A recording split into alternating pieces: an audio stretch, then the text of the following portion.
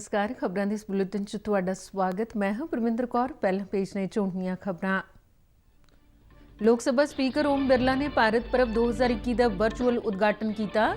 31 जनवरी तक चलने वाले समागम दौरान देश के वक्खो वक्खरे सभ्याचारां, पकवानां ते दस्तकारी नूं वर्चुअल ढंग नाल प्रदर्शित किया जा रहा है। दिल्ली पुलिस वालों ट्रैक्टर रैली दौरान हुई हिंसा मगरों वक्खो वक्खरियां धारावां तहत 2 दर्जन तो वध मामले दर्ज। पंजाब और हरियाणा च चौकसी वधाई गई।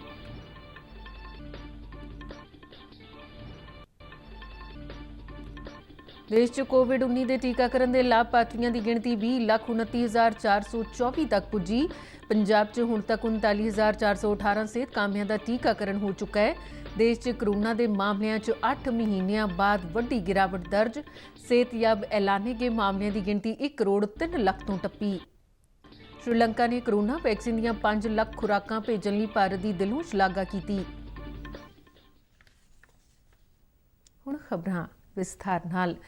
लोक सभा स्पीकर ओम बिरला ने सैर सपाटा मंत्री प्रहलाद सिंह पटेल की मौजूदगी च भारत पर्व 2021 का वर्चुअल उद्घाटन किया। 31 जनवरी तक चलने वाले समागम दौरान देश के वक्खो वक्खरे सभ्याचारां, पकवानां ते दस्तकारी नूं वर्चुअल ढंग नाल प्रदर्शित किया जाएगा। इस प्रोग्राम राही एक भारत श्रेष्ठ भारत की भावना नूं समुची दुनिया सामने वर्चुअल ढंग नाल रखण लई उपराले किए जाणगे। समागम दौरान बोलदे लोक सभा स्पीकर ओम बिरला ने कहा कि सरकार के इस उपराले नाल जिथे लोकल फॉर वोकल की भावना नूं हलाशेरी मिलेगी, उत्थे ही सैर सपाटे के खेतर नूं एक नवीं सेध देण विच मदद मिलेगी। उन्होंने सैर सपाटे खेतर का जिक्र करदिआं कहा कि देश का कोई भी सूबा या जिला अजिहा नहीं है जिसकी कोई निवेकली पछाण ना होवे। उन्होंने कहा कि इस निवेकलेपन सदका ही भारत कौमांतरी सैर सपाटे वाले लोगों लई हमेशा खिच का केंद्र बनिया रहिंदा है। उन्होंने कहा कि भारत पर्व तहत देश के सैर सपाटे, रूहानीयत ते होरनां सरगर्मियां नूं एक प्लेटफॉर्म ते लियाउण दे उपराले कीते जा रहे हैं। समागम दौरान बोलदे सैर सपाटा मंत्री प्रहलाद सिंह पटेल ने कहा कि उन्होंने मंत्रालय वालों देखो अपना देश नां दी एक मुहिम चलाई गई, जिस नाल जिथे सैर सपाटे नूं हुलारा मिलण दी आस है, उत्थे स्थानक पद्धर ते अर्थचारित सुधार दे नाल-नाल सैर सपाटे वाले खेतरां च कामकाज दे वधेरे मौके विकसित किए जाणगे। उन्होंने कहा कि यह उपराला सैर सपाटा मंत्राला वालों साल 2022 तक हरेक देशवासी घट्टो घट्ट भारत विच पैंदियां 15 सैर सपाटा वालियां थावां दा दौरा करन संबंधी प्रधानमंत्री नरेंद्र मोदी वालों दित्ती गई सोच नूं हकीकत विच बदलण दे इरादे नाल कीता जा रहा है। कौमी राजधानी दिल्ली च किसानां दे विरोध प्रदर्शन दौरान हुई हिंसा मगरों दिल्ली पुलिस ने कानूनी हदायतां की उलंघना, दंगियां, जनतक जायदादां नूं नुकसान पहुंचाउण ते सरकारी कर्मचारियों ते जानलेवा हथियारां नाल हमला करन दे दोषां तहत तकरीबन 2 दर्जन केस दर्ज कीते ने।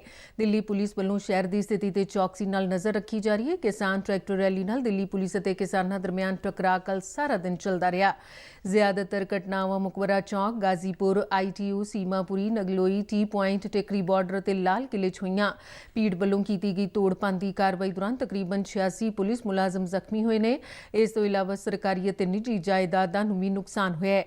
दिल्ली पुलिस का आखना है कि भीड़ का एक हिस्सा लाल किले च दाखल होने च कामयाब रहा ते उन्होंने उत्थे झंडा भी लहराया। दिल्ली पुलिस के कमिश्नर SN श्रीवास्तव ने अंदोलन कर रहे किसानों नूं हिंसा च हिस्सा ना लैण लई कहा है ते उन्हां नूं शांति बनाए रखण की अपील की है। उन्होंने आखिया कि ट्रैक्टर रैली लई समां ते रूट कई दौर दीआं बैठकां तो बाद निर्धारित किया गया सी। पुलिस कमिश्नर ने कहा कि ट्रैक्टर रैली च शामिल अंदोलनकारियों ने शर्तां दा उलंघन करदिआं न सिर्फ मिथे समय तो पहला मार्च शुरू कर दिता, सगों रूट ना शामिल रस्तियां ते ट्रैक्टर रैली करते हुए हिंसा का रस्ता चुनिया। ट्रैक्टर रैली दौरान पुलिस ने बहुत ही संजम दिखाया। मगरों देर शाम केंद्रीय गृह मंत्री अमित शाह ने दिल्ली की सुरक्षा स्थिति का जायजा लिया। उन्होंने संबंधित अधिकारियों नाल ट्रैक्टर रैली दौरान हुई वक्खो वक्खरियां घटनावां बारे चर्चा की। अधिकारियों नूं हर हीले दिल्ली की सुरक्षा यकीनी बनाउण लई लोड़ींदे कदम चुकण की हदायत की। दिल्ली पुलिस की मदद लई नीम फौजी दस्तियां की वधेरे तैनाती के हुक्म दिते गए ने। दूजे पासे ट्रैक्टर रैली दौरान हुई हिंसा दीआं घटनावां नूं ध्यान च रखदे पंजाब ते हरियाणा ते दिल्ली के आसे पासे लगदे खेतरां च चौकसी वधाउण दा ऐलान कीता है। पंजाब के मुख मंत्री कैप्टन अमरिंदर सिंह अते हरियाणा के मुख मंत्री मनोहर लाल खट्टर ने आपो अपने पुलिस मुखियां समेत जिला पद्धर ते पुलिस अते प्रशासनिक अधिकारियों नूं सुरक्षा के पुख्ता इंतजामां नूं यकीनी बनाउण लई कहा तां जो दिल्ली दीआं घटनावां दा असर इन्हां सूबिਆਂ ਦੇ अमन चैन ते ना पवे। ਰੇਲਵੇ ਨੇ ਉਹਨਾਂ ਸਾਰੇ ਯਾਤਰੀਆਂ ਨੂੰ ਪੂਰਾ ਰਿਫੰਡ ਦੇਣ ਦਾ ਫੈਸਲਾ ਲਿਆ ਜਿਨ੍ਹਾਂ ਦੀ ਟ੍ਰੇਨ ਮੰਗਲਵਾਰ ਨੂੰ ਦਿੱਲੀ ਦੇ ਕਿਸੇ ਵੀ ਰੇਲਵੇ ਸਟੇਸ਼ਨ ਤੋਂ ਚੱਲਣ ਵਾਲੀ ਸੀ, ਪਰ ਯਾਤਰੀ ਕਿਸਾਨ ਅੰਦੋਲਨ ਕਾਰਨ ਟ੍ਰੇਨ ਨਹੀਂ ਫੜ ਸਕੇ। ਉੱਤਰੀ ਰੇਲਵੇ ਦੇ ਇੱਕ ਬੁਲਾਰੇ ਨੇ ਨਵੀਂ ਦਿੱਲੀ 'ਚ ਜਾਣਕਾਰੀ ਦਿੰਦਿਆਂ ਦੱਸਿਆ ਕਿ ਦਿੱਲੀ ਦੇ ਨਵੀਂ ਦਿੱਲੀ, ਪੁਰਾਣੀ ਦਿੱਲੀ, ਨਿਜ਼ਾਮੂਦੀਨ, ਆਨੰਦ ਵਿਹਾਰ, ਸਫਦਰਜੰਗ, ਸਰਾਏ ਰੋਹੀਲਾ ਤੇ ਹੋਰਨਾਂ ਸਟੇਸ਼ਨਾਂ ਤੇ ਜੇ ਯਾਤਰੀ ਟਰੈਕਟਰ ਰੈਲੀ ਦੇ ਚੱਲਦਿਆਂ ਮਿੱਥੇ ਸਮੇਂ ਤੇ ਸਟੇਸ਼ਨ ਨਹੀਂ ਪਹੁੰਚ ਸਕੇ ਤਾਂ ਉਹ ਰਾਤ 9 ਵਜੇ ਤੱਕ TDR ਫਾਈਲ ਕਰ ਸਕਦੇ ਨੇ। ਉਸ ਦੇ ਲਈ ਉਹਨਾਂ ਨੂੰ ਬਣਦਾ ਰਿਫੰਡ ਦਿੱਤਾ ਜਾਵੇਗਾ। ਆਨਲਾਈਨ ਟਿਕਟਾਂ ਬੁੱਕ ਕਰਾਉਣ ਵਾਲੇ ਯਾਤਰੀ ਵੀ ਆਪਣਾ ਰਿਫੰਡ ਆਨਲਾਈਨ ਹੀ ਫਾਰਮ ਭਰ ਕੇ ਹਾਸਲ ਕਰ ਸਕਦੇ ਨੇ। ਕੋਵਿਡ-19 ਟੀਕਾਕਰਨ ਸੰਬੰਧੀ ਦੇਸ਼-ਵਿਆਪੀ ਪ੍ਰੋਗਰਾਮ ਸੂਬਿਆਂ ਤੇ ਕੇਂਦਰ ਸ਼ਾਸਿਤ ਪ੍ਰਦੇਸ਼ਾਂ 'ਚ 11ਵੇਂ ਦਿਨ ਵੀ ਸਫਲਤਾ ਨਾਲ ਚਲਾਇਆ ਗਿਆ। ਗਣਤੰਤਰ ਦਿਵਸ ਦੇ ਜਸ਼ਨਾਂ ਨੂੰ ਧਿਆਨ ਵਿੱਚ ਰੱਖਦਿਆਂ ਕੱਲ੍ਹ ਚੋਣਵੇਂ ਸੂਬਿਆਂ 'ਚ ਸੀਮਿਤ ਗਿਣਤੀ 'ਚ ਟੀਕਾਕਰਨ ਸੈਸ਼ਨ ਕਰਵਾਏ ਗਏ। ਕਰੋਨਾ ਟੀਕਾਕਰਨ ਮੁਹਿੰਮ ਦੇ 11ਵੇਂ ਦਿਨ ਸ਼ਾਮ 7 ਵਜੇ ਤੱਕ 5,615 ਲਾਭਪਾਤਰੀ ਸਿਹਤ ਕਾਮਿਆਂ ਨੂੰ ਕਰੋਨਾ ਦੇ ਟੀਕੇ ਲਗਾਏ ਗਏ।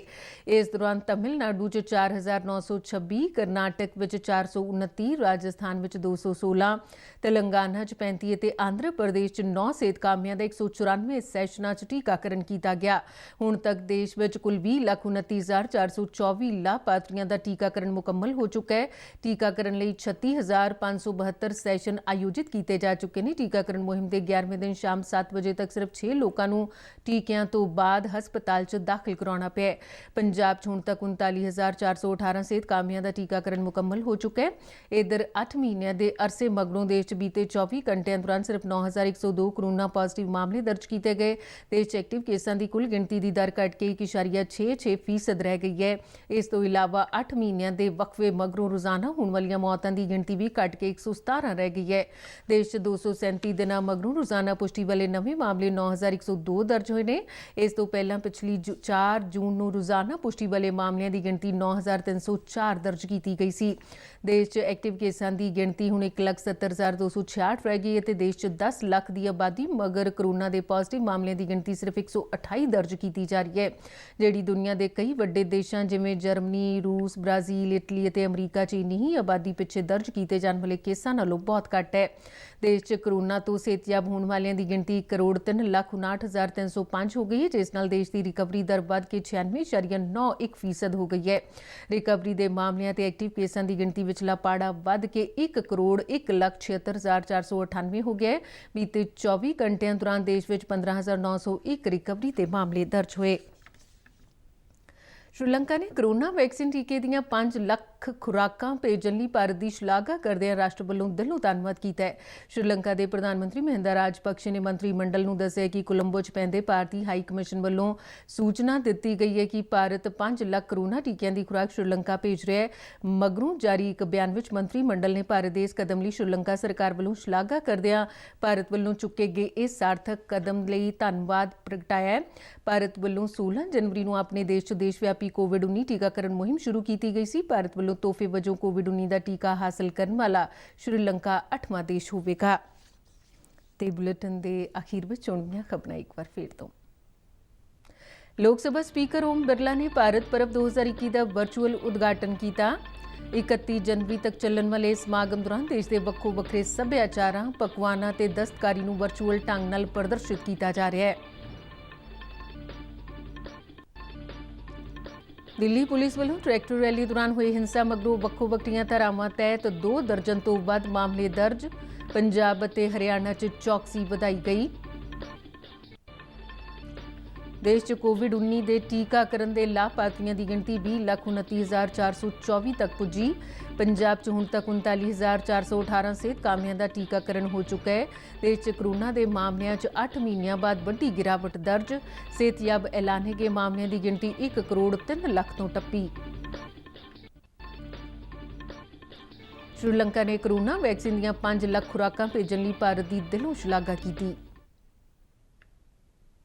ਤੇ ਇਸ ਦੇ ਨਾਲ ਹੀ ਖਬਰਾਂ ਦਾ ਬੁਲੇਟਿਨ ਖਤਮ ਹੁੰਦਾ ਹੈ। ਨਮਸਕਾਰ।